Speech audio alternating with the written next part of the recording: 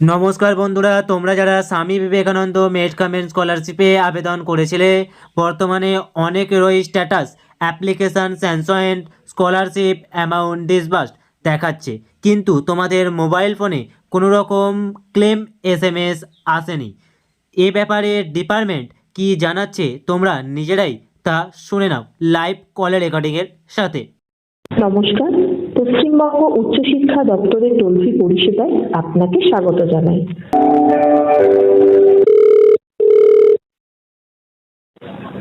নমস্কার, বলুন কিভাবে সাহায্য করতে পারি? নমস্কার ম্যাডাম, হ্যাঁ বলুন। আমার স্কলারশিপটি স্বামী বিবেকানন্দ স্কলারশিপটি স্যাংশনড হয়ে গিয়েছে, কিন্তু এখনো আমি টাকা পাওয়ার কোনো মেসেজ পাইনি।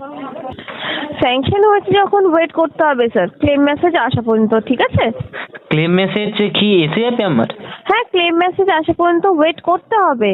আচ্ছা, সময় লাগবে ফোন তাই তো? নাম্বারটাকে অ্যাক্টিভ রাখবেন। আচ্ছা হ্যাঁ অবশ্যই, সে তো সময় লাগবেই, আপনাকে তো ওই সময়টা দিতে হবে। তো ম্যাডাম কতদিনের মধ্যে?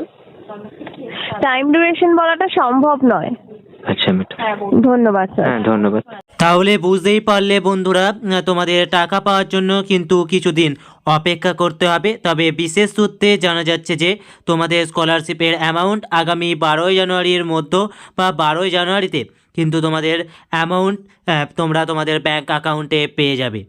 এই ছিল আজকের আপডেট বন্ধুরা, দেখা হবে পরবর্তী ভিডিওতে। জয় হিন্দ।